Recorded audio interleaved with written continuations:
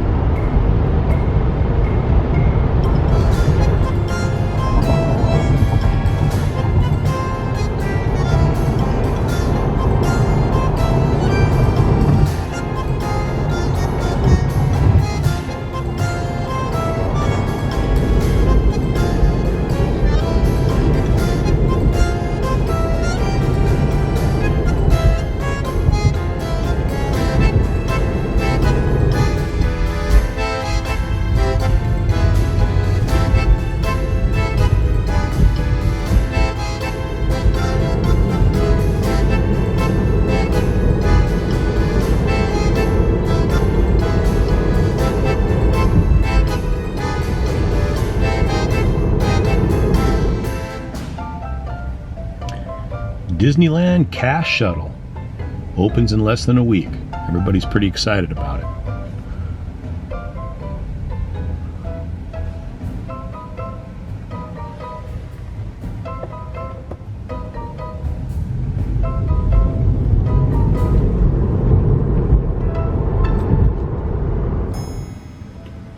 So our story begins all the way back to 1914.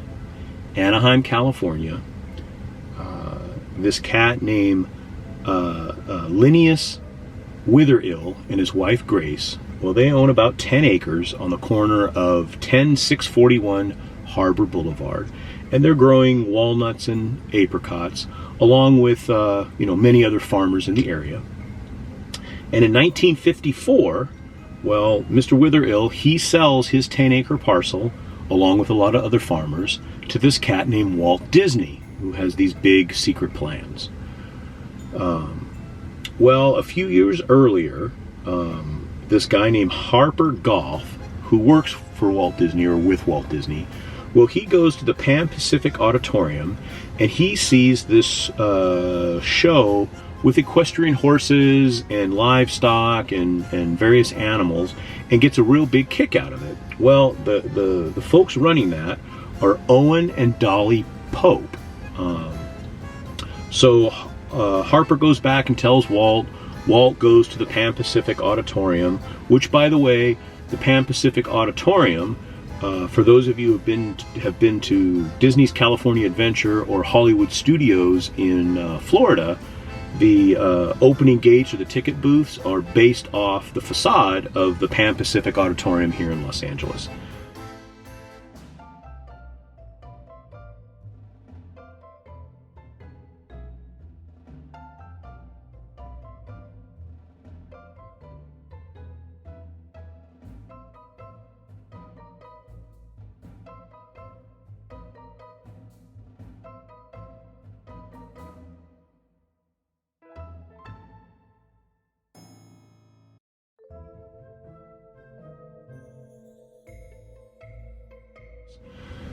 But anyway, so Walt Disney goes and visits and sees the equestrian show, and essentially he hires Owen and Dolly Pope to start raising livestock for his secret plan, basically Disneyland in Anaheim.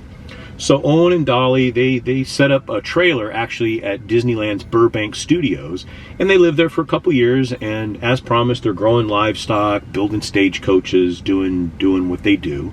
And about 3 days before the park is scheduled to open, as the story goes, Walt offers the Popes one of a couple of houses that are still sitting on the property, and they end up choosing the Witherill Bungalow, as it is known. And at that time, it is located basically in the livestock, I forget what it was called, the living desert around Frontierland. And a few years before I was born, Disneyland did, pony rides and had a petting zoo and things of that nature. And well, the Popes essentially cared for those animals and took care of that portion of the property. And they actually lived, the only family to ever live on Disneyland property in the Witherill Bungalow, which is now known as the Pope House. Well, that area, as you all know today, is where Big Thunder Mountain is. And that house, when they started to build Galaxy's Edge, was relocated. And obviously it was relocated from its original spot on Harbor Boulevard, and then it was relocated once again. I'm going to guess it's been moved 3 times. And it now currently resides just off of Ball Road, where the cast member parking and cast member entrance is. And like I said, I thought it'd be a kick to go and see it. So now I'm not sure how close we can get, but we'll do our best. Anyway, the Popes actually moved out of Disneyland, I think, in 1971 and moved to Florida. And the house is now used for, I think, meetings and like a break room. But I do believe there's some pictures of the inside that I can get where they actually went back and restored it to how it looked in the 50s and 60s when the Popes lived there. Anyway, so let's go take a look. So we're walking up over the Ball Bridge, which goes over the 5 freeway. And you can see some of the Disneyland offices. The green building there off to your left. And we're almost to the bungalow.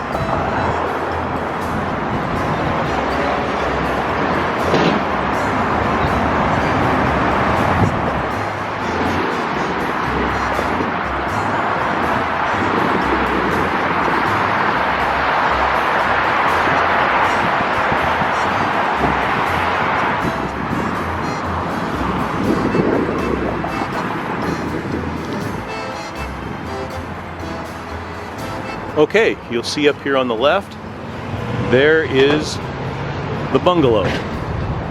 The Pope House, a.k.a. Witherill Bungalow. This is the oldest building on Disneyland property. I thought it was kind of interesting and wanted to share it with you.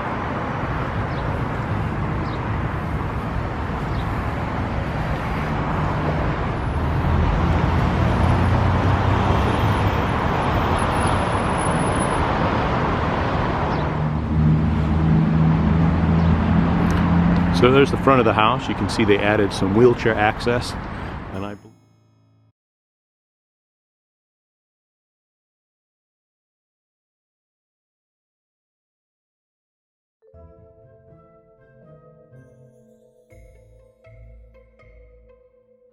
I believe at one point in the future you'll be able to go inside. But again, as I noted previously, it's the oldest structure on Disneyland property. I thought that was pretty cool.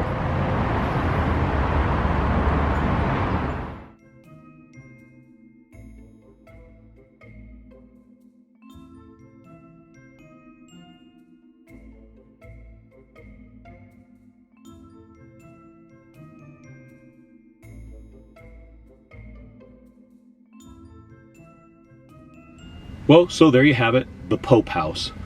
Again, as I noted earlier, I didn't want to get too close. It is officially on Disneyland property, not really open to the general public, so I tried to stay on the sidewalks. I don't want to get myself or anyone else in trouble. At the end of the day, it really is just a bungalow from the turn of the last century. Not particularly interesting beyond the fact that it once housed the only family to ever live on Disneyland property. Aside from, of course, Patrick Bagora, the little leprechaun. And when Disneyland opens next week, I will show you his house. Anyway, I hope you got a kick out of this. I sure did. As always, in this world, when you can be anything you want, you be kind, you be humble, you be forgiving, and you be melting snow. Bye-bye. A couple of things I forgot to mention is that Owen Pope actually got a window on Main Street at Walt Disney World. Take a look. Here's a picture.